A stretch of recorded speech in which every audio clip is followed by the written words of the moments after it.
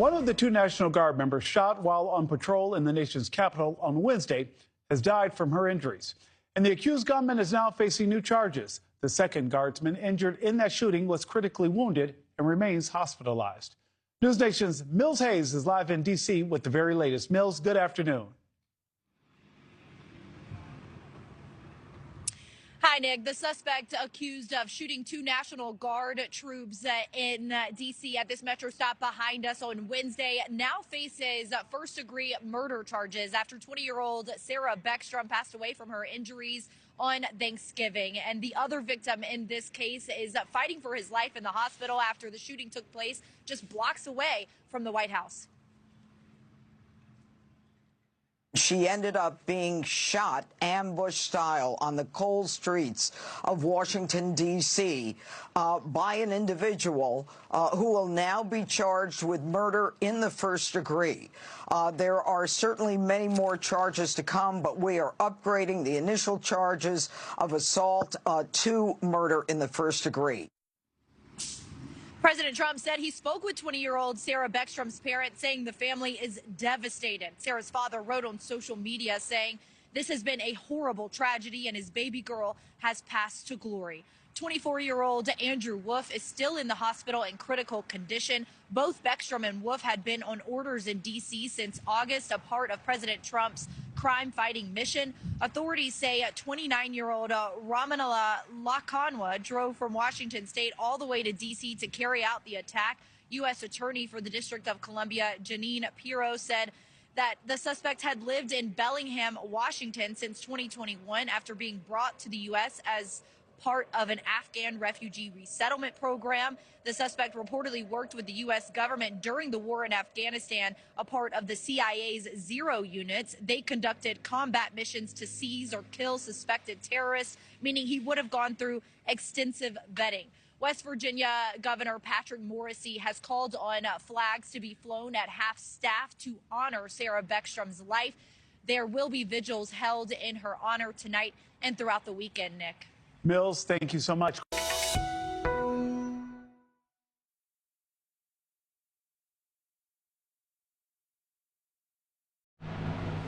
What's up, YouTube? Welcome back to the channel. If you haven't already found us, we're on YouTube, TikTok, Facebook, Instagram, William Fratelli Cooking and Guns channel, where we post at least one cooking video a week. We've been slacking more than usual. We've been in and out of the country for the last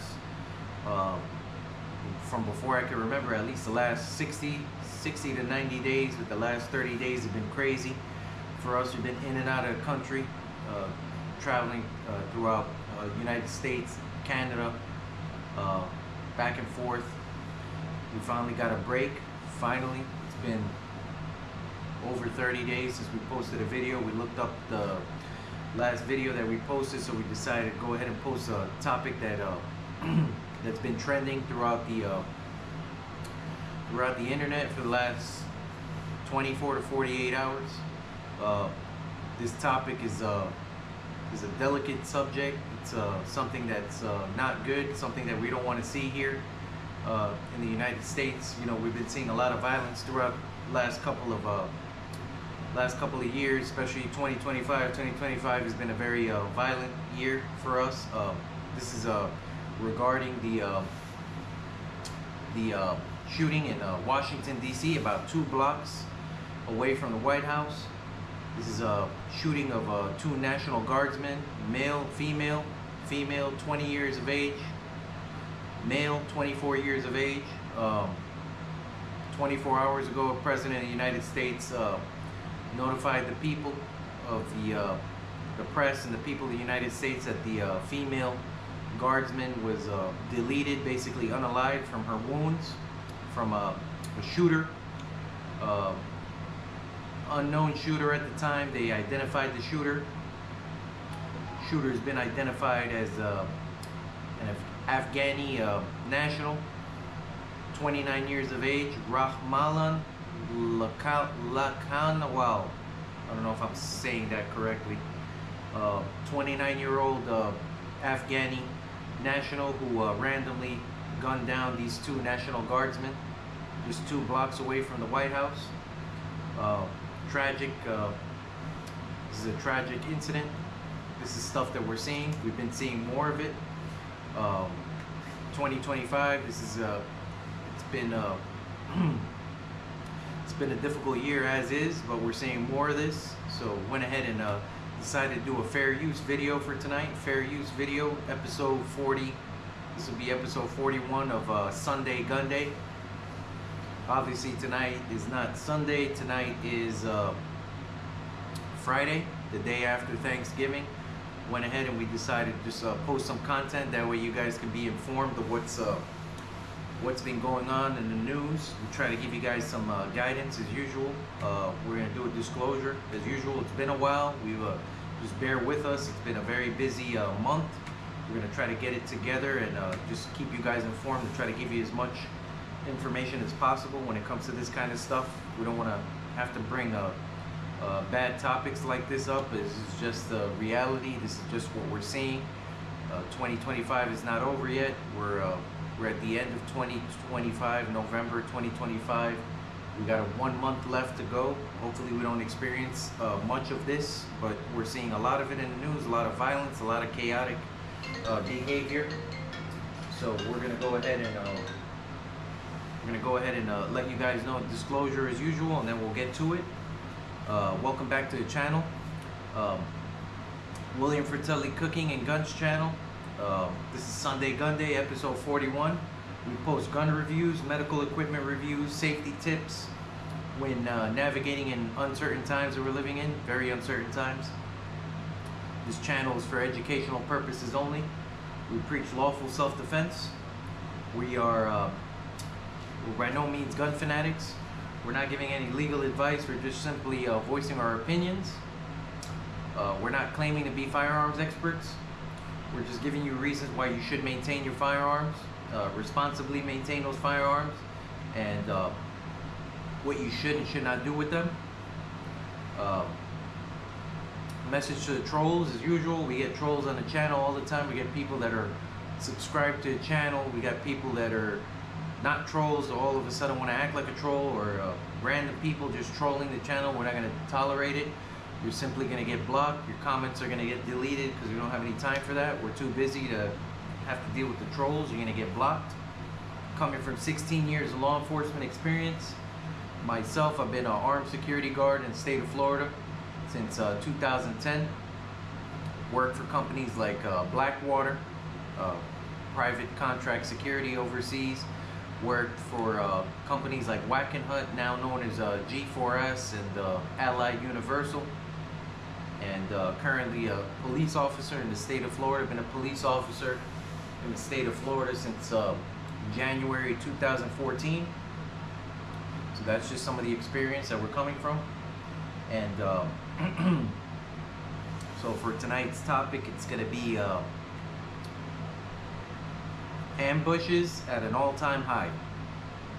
Ambush style attacks at an all-time high. We've had plenty of ambush style attacks against our law enforcement, our federal agents, federal officers, ICE agents. We've had ambush style attacks against our local law enforcement. Myself being in local law enforcement, we're being trained to handle ambush style attacks. We're having a tremendous amount of pressure being put on us when it comes to our training. We attend training once or twice a year here in the county that I work in. We're being put through a tremendous amount of pressure when it comes to these ambush style attacks. We are being pressured by our training officials in our training department to take these ambush style attacks serious. It's not a joke. We're seeing it. This is clear evidence right here. What we witnessed in the last 48 hours with our these two National Guardsmen that were wearing the uniform, United States military uniform, patrolling our streets. It's clear that they were National Guard. There's no question about it. They weren't wearing costumes and were just walking the streets. These were clearly marked uniforms with National Guard on the back, camouflage, military style uniforms. There's no question or doubt that anybody could mistake these two individuals for anyone else. They were defending our country, wearing the uniform that many have worn before them. United States military, along with law enforcement, local law enforcement protecting the streets of Washington, D.C., local police department, Metro Police, along with Capitol Police, FBI, DEA, ICE agents, Immigration, Border Patrol, Customs, all kinds of different law enforcement officials in the area. And these two National Guardsmen were gunned down by it was a random attack by this 29-year-old. According to the White House, this individual was involved in some type of security operation back in 2021 with the CIA. This individual was an Afghan refugee that entered the country under the Biden administration, was given asylum along with 70,000 Afghan nationals in the same position. Basically participated in some type of operation in 2021 overseas. Basically assisted the U.S. government, including the CIA, in Kandahar, following a chaotic operation where this individual participated in an exchange of you know, any kind of warfare or private security operation, military, U.S. military and CIA forces together. This individual entered the United States through a program designed to allow Afghans who have assisted the U.S. military and their families who might be potential targets of the Taliban and enter the country lawfully. And now we have this individual decide to go ahead and unalive or delete two members of the armed forces. One of these members, a female, 20 years of age, specialist with the National Guard. I believe it was the, I don't know if it's Virginia or West Virginia National Guard. I can't remember. I'm trying to look through here to see if I can get it right. But the female, 20 years of age, she's been with the National Guard for 2.5 years, has succumbed to her wounds. She has passed away. She's no longer here with us. The second individual that was gunned down by this 29-year-old Afghan national is in critical condition at the moment. The weapon that was used to gun down the two guards members was a .357 Smith & Wesson revolver. Very devastating weapon.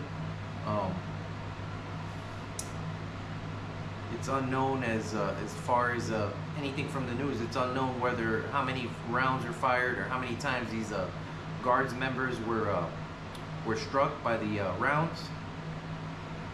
But this is just a tragic incident. We're seeing more of this. This is something that should not be happening in our country.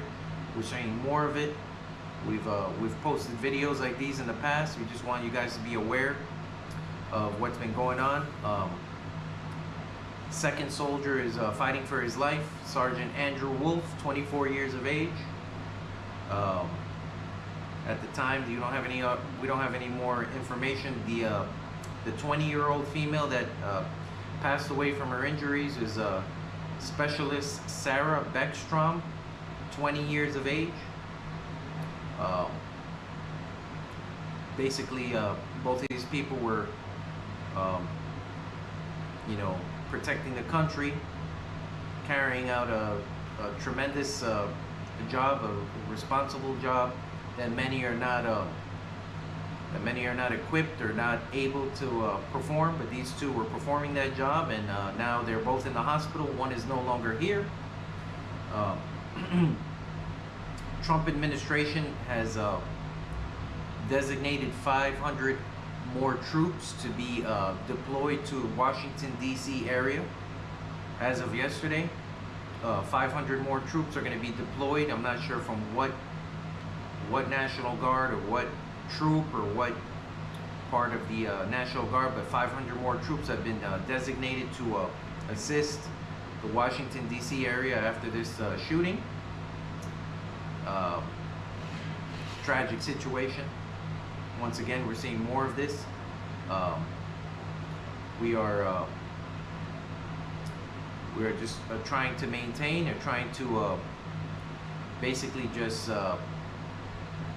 there's going to be a lot of re-examination of green card holders after this incident.